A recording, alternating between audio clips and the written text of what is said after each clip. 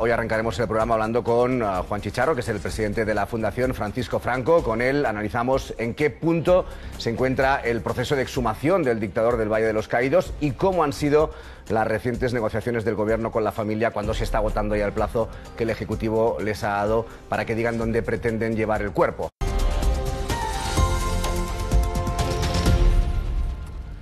Pues son las 10:10, saludamos a nuestro primer invitado de la noche, que es el presidente de la Fundación Francisco Franco. Juan Chicharro, muy buenas noches. Hola, buenas noches. Gracias por estar en la noche en el canal 24 Horas. A usted. En un momento empezamos, antes completamos la mesa con Victoria Lafora, Claudi Pérez, Lucía Méndez y Pablo Montesinos. ¿Qué tal? Bienvenidos a los cuatro. Señor Chicharro, el gobierno les acusa de estar haciendo constante obstruccionismo al proceso de exhumación de Franco del Valle de los Caídos. Evidente. Nosotros defendemos lo que nosotros creemos que tenemos que hacer dentro del Estado de Derecho. Es decir, el gobierno se mueve en el campo en estos momentos de la propaganda y nosotros en el campo del Estado de Derecho.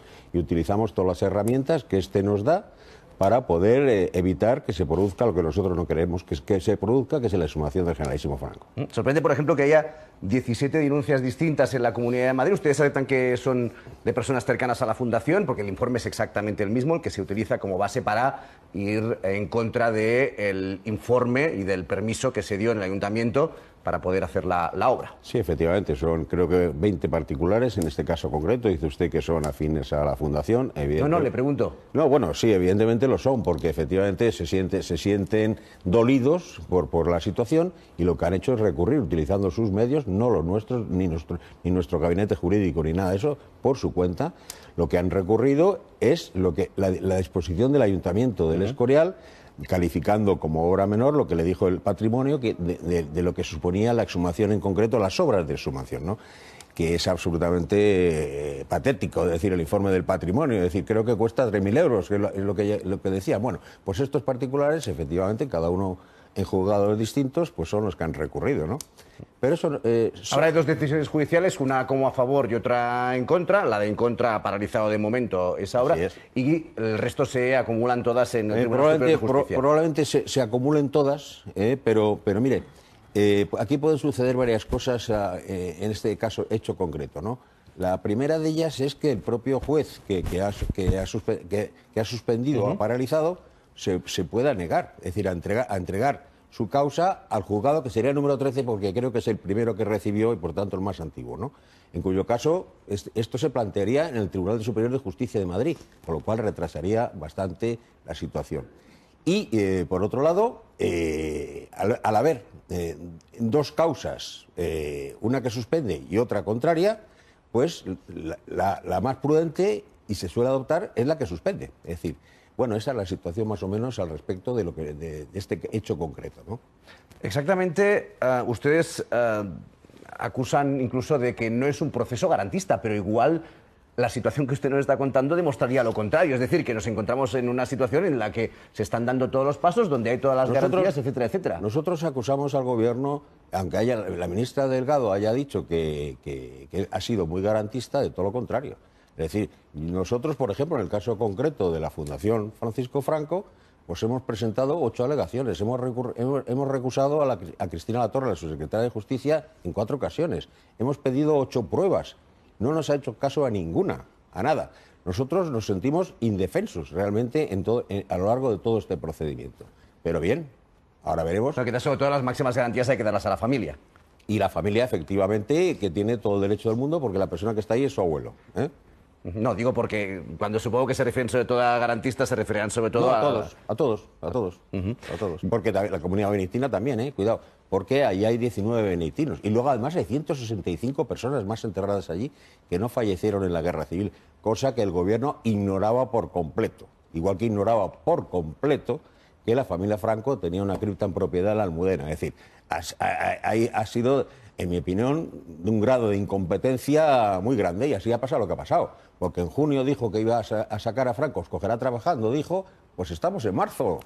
Pues ir por partes. Estamos en marzo. El gobierno había dado 15 días a la familia para que comunicara dónde se iba a inhumar el cuerpo, en el caso de que finalmente salga del Valle de los Caídos, siempre que no sea la cripta de la Almudena. No sé si usted sabe si hay alguna alternativa, cómo han sido estos, se han presentado ya... No. El plazo termina el 11 de marzo, me parece, los 15 días. Todavía no se ha contestado, pero se va a contestar. Y se va a contestar lo que ya lleva contestando desde el principio. La exhumación es innegociable. Y no admitimos otra, ni admiten ni admitimos nosotros ninguna otra alternativa. Entonces, el gobierno si propone... hay un decreto que tiene al final el aval de la justicia.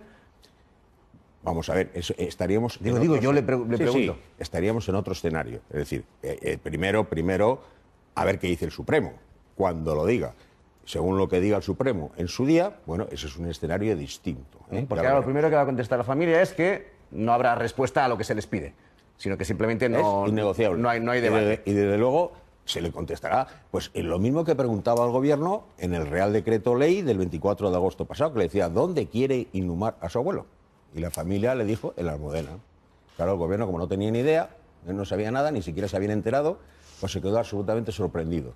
Entonces, ahora han utilizado un informe de la Delegación de Gobierno, que es parte del Gobierno, en el cual alega una serie en nuestra opinión, en mi opinión, bastante absurdos en cuanto a que se pueden producir tumultos, orden público y no sé cuántas cosas más, y ofrece el Pardo, como si el Pardo no fuera lo mismo. Pero si el Pardo está a 5 kilómetros de Madrid. Mire, Marc, ¿sabe quién desea verdaderamente que vaya el Generalísimo al Pardo? Los restaurantes y los bares del Pardo. ¿Por qué? Porque la romería iba a ser... Imagínese... Bueno, por esto supongo que también entiendo que se hablan de, no sé si tumultos o aglomeraciones en el centro de Madrid cuando se habla de la cripta de la Almudena. Mire, eso pasaría. Es posible que al principio sucediera eso, pero evidentemente se normalizaría la situación. Se normalizaría la situación, la gente iría a la Almudena, pues iría a la Almudena, pues evidentemente, como antes iba al Valle de los Caídos. Pero si es que la aglomeración tremenda que hay en el Valle de los Caídos, hace 8 meses no existía. Se ha hablado de una negociación en la última semana entre el Gobierno y la familia. El Gobierno, de hecho, lo ha aceptado. No sé si sabe usted en qué condiciones, cómo se hizo. No, lo que le acabo de decir. Un intento... Pero no sé si nos puede decir quién fue o por dónde vino esa mediación. Una mediación por parte del Gobierno, pero evidentemente no lo voy a decir quién. ¿No? Pero le voy a decir sí una cosa. Es decir, esta negociación el Gobierno solicitó absoluta confidencialidad. Y la ha roto él. La ha roto el Gobierno. Ha sido el Gobierno el que ha soltado esta comunicación. No, la rompió un medio de comunicación que la hizo pública. Bueno, un medio de comunicación probablemente afín, como sucede en estos casos. Y es verdad que después sí que se confirmó por parte manipulándolo todo, como manipularon la Carta del Vaticano. Es decir, la Carta del Vaticano en la cual la Iglesia... Decían que decía la Iglesia y luego la Iglesia no decía nada de eso. Se ha quedado asombrado, ¿no? Desde el propio Vaticano, con la manipulación que se hizo de la Carta última del Vaticano, ¿no? Que además, por cierto, respondía a una carta del Gobierno en la cual el Gobierno chantajeaba a la Iglesia. En el último párrafo, no me lo sé de memoria, quiero recordar, pero le decía que se podía entrar en un conflicto jurídico-político de incalculables consecuencias, o algo así decía más o menos. Entonces, sí que ha habido una carta en la que el Vaticano lo que dice es, si se dan las condiciones legales, pues no podemos, pedimos a la comunidad benedictina del Valle de los Caídos que no se interponga en lo que es el cumplimiento de la ley. En eso estaremos de acuerdo. Eso estamos de acuerdo. Cuando llegue el momento veremos. Digo yo que en eso estamos todos de acuerdo. Estamos de acuerdo, pero efectivamente tenga usted en cuenta que, con lo cual, hay un tratado internacional. No sé si da la razón a unos o a otros, pero que dice que si las cosas se hacen como se tienen que hacer y se llega a ese punto, sí. Finalmente pues haya una colaboración. Ahora mismo la comunidad benedictina no colaboraría si... En estos momentos no, por dos razones fundamentales. La primera vez porque el Código de Derecho Canónico lo prohíbe y porque hay un tratado internacional que determina, entre la Iglesia y el Estado, que determina que la Basílica es inviolable. Es decir, y que la única autoridad que hay ahí es el prior de la comunidad benedictina, el padre Santiago Cantero. Es la autoridad que hay ahí. Cuando la Iglesia se ha referido en alguna ocasión a la autoridad competente, el Gobierno ha interpretado porque ha querido, sabía perfectamente a quién se refería. Y no, la autoridad competente somos nosotros en absoluto. La autoridad competente en la Basílica es el prior padre Santiago Cantera. Y en lo que se refiere al Estado es el Tribunal Supremo, en este caso. Supongo que habrá recurso de la familia pronto ante el Tribunal Supremo. Va a haber recurso. ¿Ustedes también presentarán recurso? Va a haber recurso de la familia, va a haber recurso de la Fundación Francisco Franco, va a haber recurso de la Comunidad Benedictina, va a haber recurso de la Asociación de la Defensa del Valle de Caídos. 4 recursos al Supremo con toda seguridad. Y antes de que termine el plazo, que es el 22 de abril. A mí me gustaría preguntarle, al margen de lo de la exhumación de Franco, Ayer el ministro Ábalos, en una entrevista en el periódico La Razón, de forma muy telegráfica, al menos por lo que pudimos leer en el periódico, apuntaba que se habían planteado ilegalizar la Fundación Francisco Franco. Decía que su fundación exalta los valores de una dictadura y va en contra de los valores de la democracia. No sé qué le parece que haya este planteamiento. Si ustedes ya tenían constancia de todo esto antes... Llevan mucho tiempo con esto. Lo que pasa es que nosotros estamos muy tranquilos, porque como no se liquide la Constitución española, no sé cómo lo va a hacer, porque la Constitución española dice que todos los españoles somos iguales ante la ley y que nadie podrá ser discriminado por su opinión.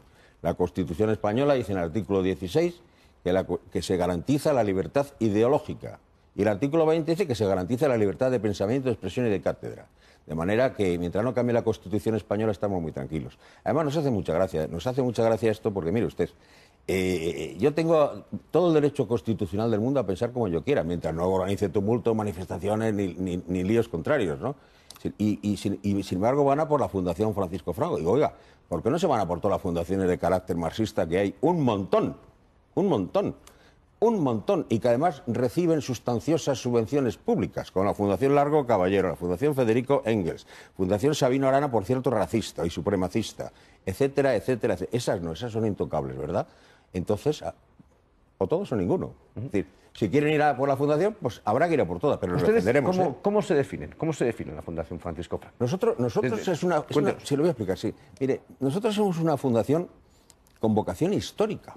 Es decir, nosotros creemos que es de interés general, además, para los españoles, que sepan quién era Franco, que su figura ha sido absolutamente desfigurada y tergiversada a lo largo... ¿Para ustedes Franco no fue un dictador? ¿Fue un dictador, Franco, para usted? Yo lo defino como un régimen autoritario y corporativo. No me gusta la palabra dictador, quizás dictablanda al final, desde luego, pero bueno, es un concepto que nos desvía un poco de lo que yo le estoy queriendo decir. Era una pregunta más, pero... Nosotros lo que queremos es difundir lo que significó Franco para España. Es decir, y yo creo, a unos les parecerá bien y a otros les parecerá mal, pero yo creo que es de interés general para todo el mundo que sepa lo que pasó en España en la guerra, en los 40 años del régimen de Franco y a posteriori. Porque, mire, ha sido tan tergiversada la figura de Franco que, miren, es fácil lo que le voy a decir, ¿eh?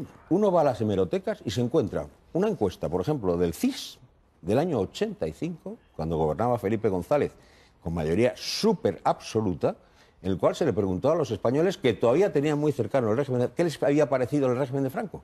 Y hay un 70% sorpresivamente que dice que había habido cosas buenas y había habido cosas malas, pero generalmente era positiva.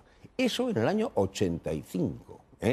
Hoy probablemente no sería igual, porque se ha ido a lo largo de estos años pues tergiversando poco a poco. Habrá quien le diga que se tiene más información ahora que en el 85 de lo que pasó durante los años del franquismo. En el 85 gobernaba Felipe González, gobernaba el Partido Socialista y no cree que... Lo que pasa es que Felipe González es totalmente distinto que Pedro Sánchez, claro. Es decir, si nos trasladáramos a la historia, pues Felipe González podría estar en la línea Besteiro y el señor Sánchez ha ido a la línea guerra civilista de Largo Caballero.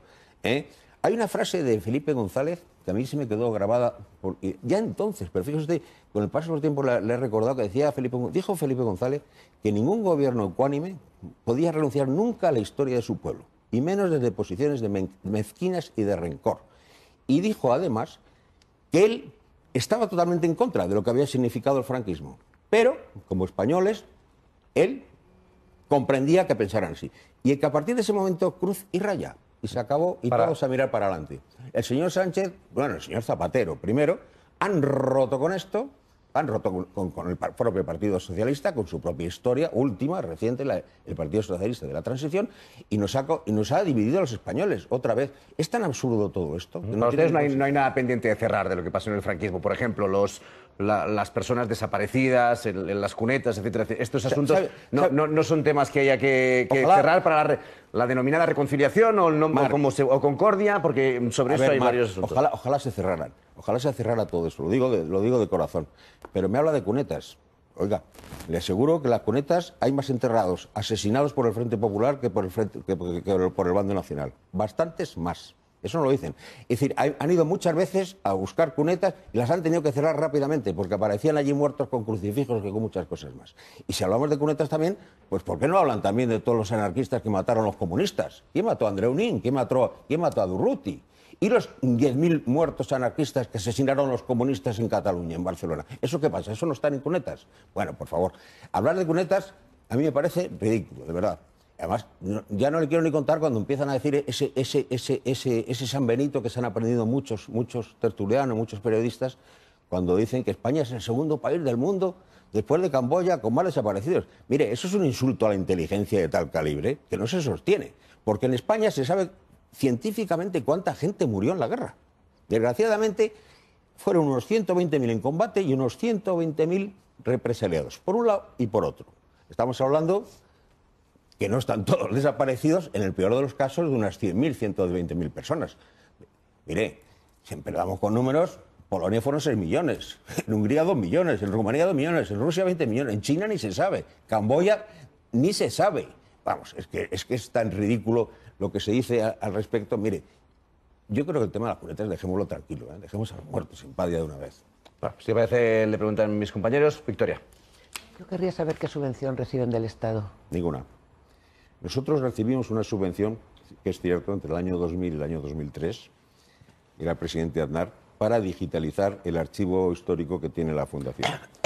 Y desde entonces no hemos recibido nada, cero. Desde el año 2003. Claudio. Sí. A mí me gustaría saber si se han reunido con el juez José Yuste del Contencioso Administrativo y si sabían que era hijo y nieto de almirantes y contrario a la ley de memoria histórica, y si eso le parece que es un juez que puede dictar una sentencia con justicia. A ver, no nos hemos reunido con el juez Yusti absolutamente para nada, puede usted creerme, para nada. Que le conozco, no lo voy a negar, no lo voy a negar, y que es hijo de almirantes, no lo voy a negar porque claro que lo sé. En cualquier caso, pues, efectivamente. Pero bueno, yo creo que es un poco temerario juzgar a un juez, es decir, por su ideología política al respecto, ¿no? Pero bueno, no, contestando a su pregunta, en absoluto, no, de ninguna. Bueno, por firmar manifiestos se comentan muchas veces de muchos jueces en todas partes, ¿no? Ya lo sé, efectivamente. No, digo que se ponen en duda de todos lados y de todos colores. Cierto, claro que sí. Lucía. Sí, buenas noches, señor Chicharro. Evidentemente la exhumación del dictador depende de los tribunales. El Tribunal Supremo tendrá que decir la última palabra y, naturalmente, pues supongo que la familia, la Fundación y el Gobierno, cuando sea, que igual es el próximo Gobierno, no es este, tendrá que acatar esa decisión. Yo le pregunto a usted, bueno, usted preside una fundación, en España hay una democracia, en España hay unas instituciones democráticas elegidas por todo el mundo, no como cuando gobernaba Franco, que no había elecciones.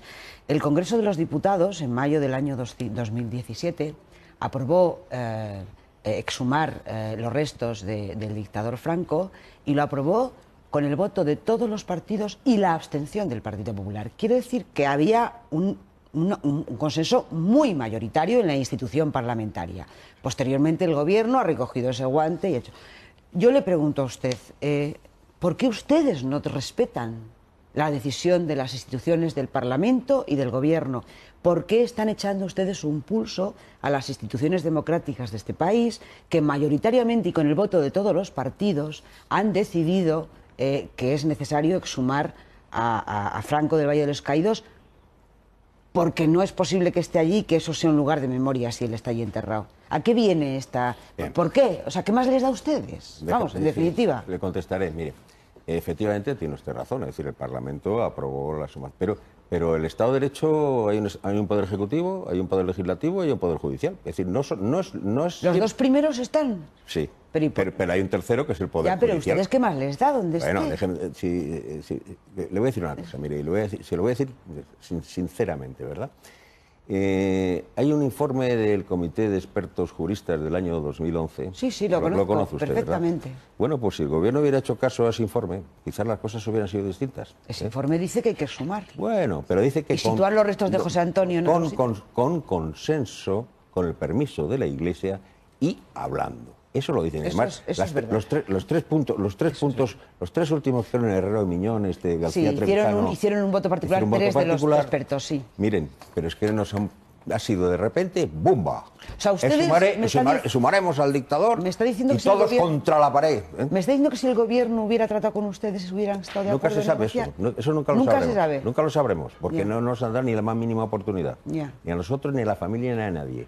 Ha sido una imposición, porque además yo soy de la opinión que se está utilizando este asunto de Franco como un comodín político. Es decir, vamos a dejarnos ya de historias, es decir, en mi opinión. Bueno, pero yo le he Bueno, yo le respondo a su pregunta. una resolución del Congreso que estaba aprobada por todos. Sí, ¿No? pero el Poder Judicial también cuenta en un Estado de Derecho. Si no, pues sería una especie, podría ser España una dictadura. No, la democracia es eso. La democracia es eso, es un juego de los tres poderes. La de antes no, claro, la de antes. Lo de antes era distinto, era un Antes régimen, estaban todos los era un poderes. régimen diferente, circunstancial y fruto de una desgraciada guerra civil y de unas circunstancias como una guerra mundial por en medio, un aislamiento, en fin. Y sobre todo, ¿sabe de qué?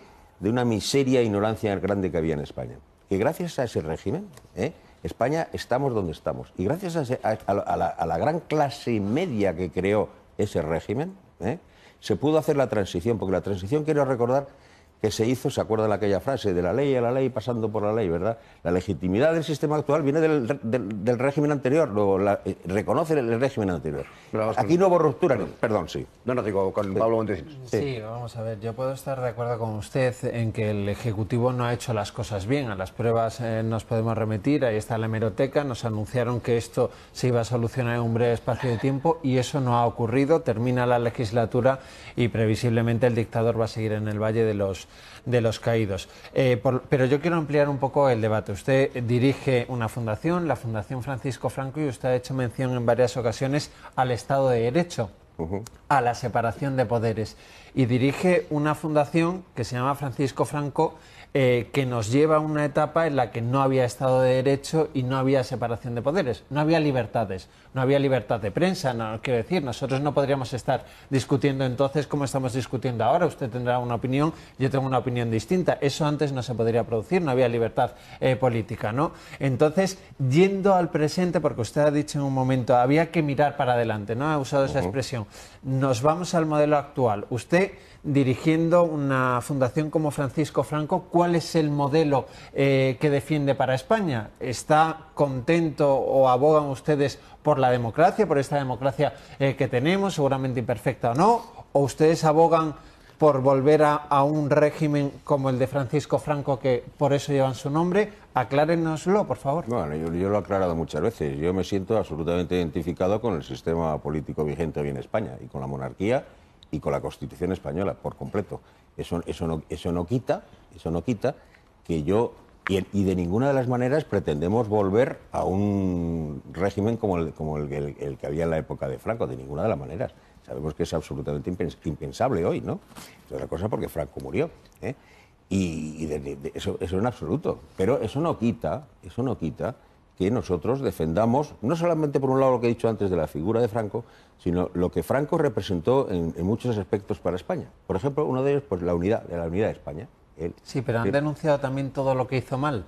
Porque desde luego hizo muchísimas cosas mal. Le voy a decir una cosa. Esa falta de libertades. Brevemente, por favor, porque estamos casi fuera de tiempo. Si nos dejaran, a lo mejor podríamos hablar de lo que nosotros consideramos que se hizo mal. Pero es que no nos dejan. Porque estamos atacados y, claro, nosotros somos como... Yo le he preguntado. Sí, sí. No, por supuesto. Somos como los gatos. No diga usted que no le dejan, que está usted en la televisión pública. Hoy sí. En fin. Pues Juan Chicharro, presidente de la Fundación Francisco Franco, gracias por estar esta noche en la noche en 24. Gracias a Hasta ustedes pronto. por su amabilidad también. Muchas gracias. Vamos a seguir con...